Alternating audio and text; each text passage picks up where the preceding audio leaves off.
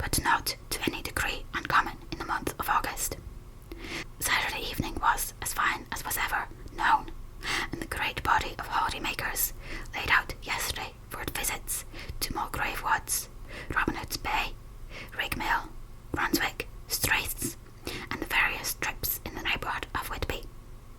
The steamers Emma and Scarborough made trips up and down the coast, and there was an unusual amount of tripping, both to and from Whitby.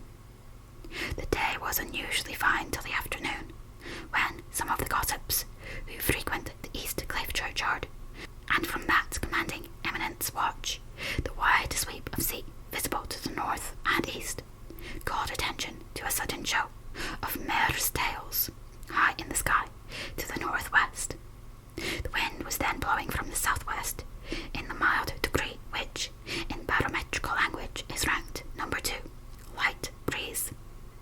The Coast Guard on duty at once made report, and the old fisherman, who for more than half a century has kept watch on weather signs from the East Cliff, foretold in an emphatic manner the coming of a sudden storm. The approach of sunset was so very beautiful, so grand in its masses of splendidly coloured clouds, that there was quite an assemblage on the walk along the cliff in the old churchyard to enjoy the beauty. Before the sun dipped below, the black mass of Kitchener, standing boldly athwart the western sky, its downward way was marked by myriad clouds of every sunset colour, flame, purple, pink, green, violet, and all the tints of gold, with here and there masses, not large, but of seemingly absolute blackness, in all sorts of shapes, as well as outlined as colossal silhouettes. The experience was not lost on the painters, and doubtless some of the sketches of the prelude to the great storm will grace the R&A and RI walls in May next. More than one captain made up his mind then and there that his gobble, or his mule, as they term the different classes of boats, would remain in the harbour till the storm had passed. The wind fell away entirely during the evening, and at midnight there was a dead calm, a sultry heat, and that prevailing intensity which, on the approach of thunder, affects persons of sensitive nature. There were but few lights in sight at sea, for even the coasting steamers, which usually hug the shore so closely, kept well to seaward, and but few fishing boats were in sight.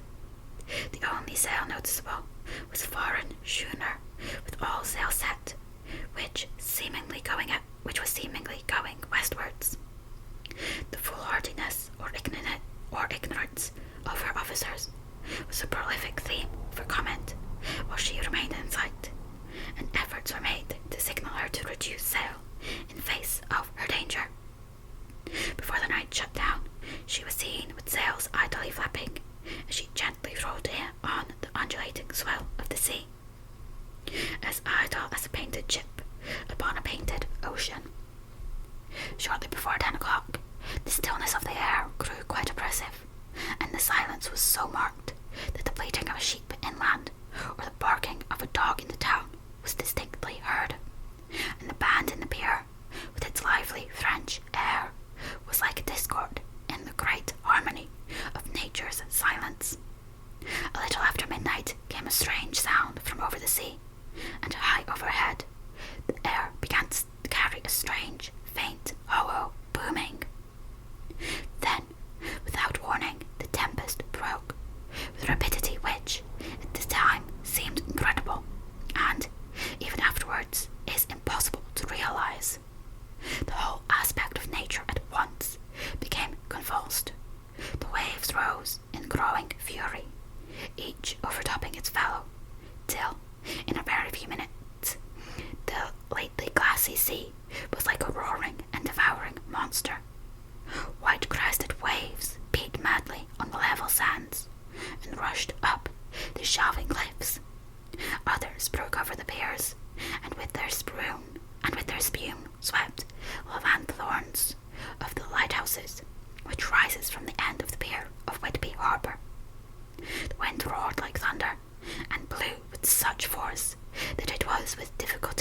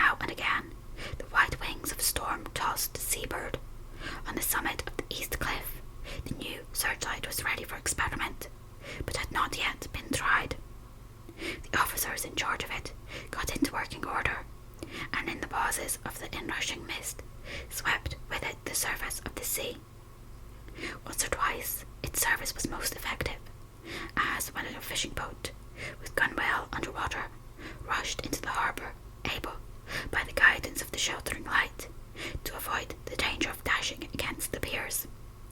As each boat achieved the safety of the port, there was a shout of joy from the mass of people on shore, a shout which, for a moment, seemed to cleave the gale, and was then swept away in its rush. Before long, the searchlight discovered some distance away a schooner with all sails set, apparently the same vessel which had been noticed earlier in the evening. The wind had by this time backed to the east, and there was a shudder amongst the watchers on the cliff as they realized the terrible danger in which she now was.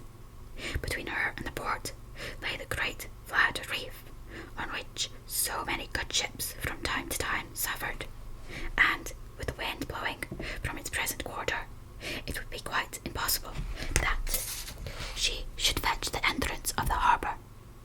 It was now nearly the hour of high tide, but the waves were so great that, in their troughs, the shallows of the shore were almost visible, and the schooner, with all sails set, was rushing with such speed that, in the words of an old salt, she must fetch up somewhere, if it was only in hell. Then came another rush of sea fog, greater than any hitherto, a mass of dank mist, which seemed to close on all things like a grey pall, and left available to men only the organ of hearing, for the roar of the tempest, and the crash of the thunder, and the booming of the mighty billows came through the damp oblivion, even louder than before. The rays of the searchlight were kept fixed on the harbour mouth across the east pier, where the shock was expected, and the men waited breathless. The wind suddenly shifted to the northeast, and the remnant of the sea fog melted in the blast. And then, Mirabelle, Dick-Dew, were the piers, leaping from wave to wave as it rushed at headlong speed, swept the strange schooner before the blast, with all sail set, and gained the safety of the harbour. The searchlight followed her, and a shudder ran through all who saw her, for lashed to the helm was a corpse, with drooping head, which swung horribly to and fro at each motion of the ship.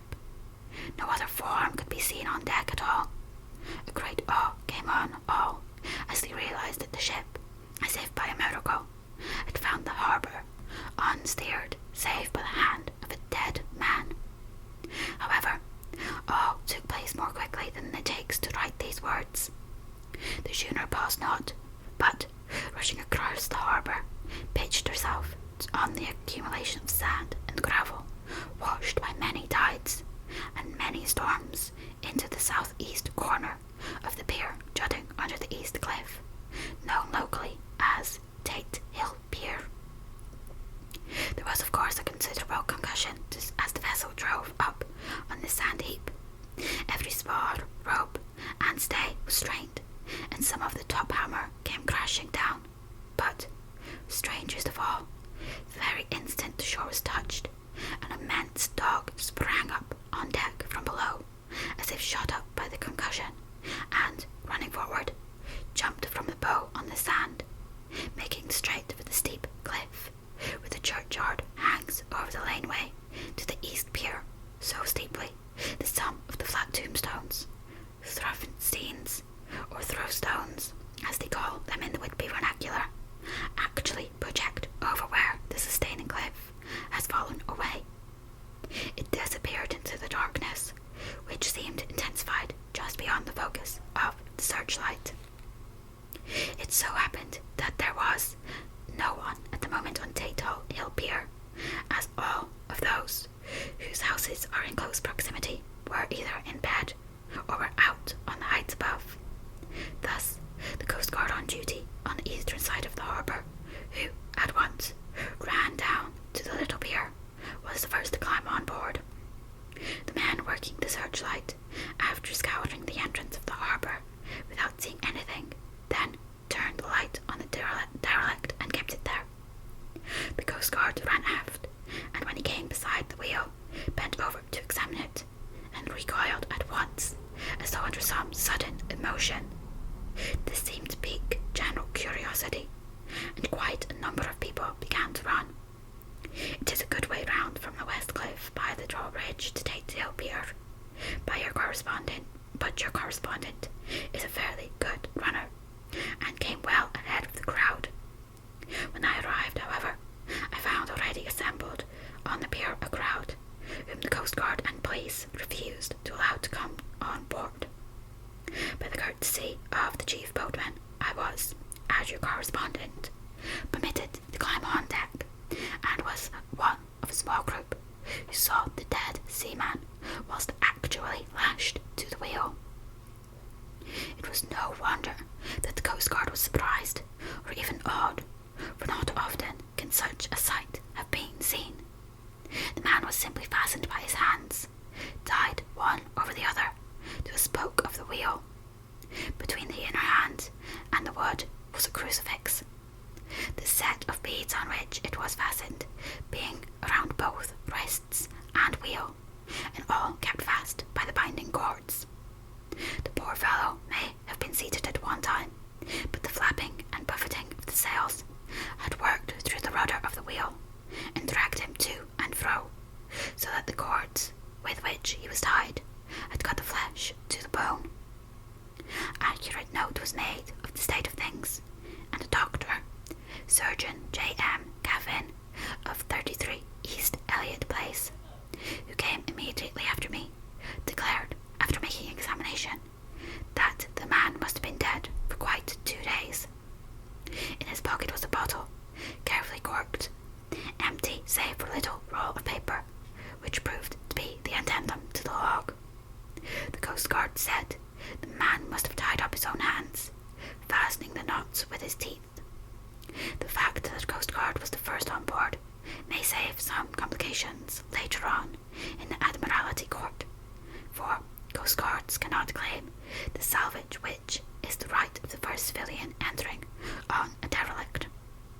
Already, however, the legal tongues are wagging, and one young law student is loudly asserting that the rights of the owner are already completely sacrificed, his property being held in contravention of the statutes of mortmain, since the tiller, as emblemship, if not proof, of delegated possessions, is held in a dead hand.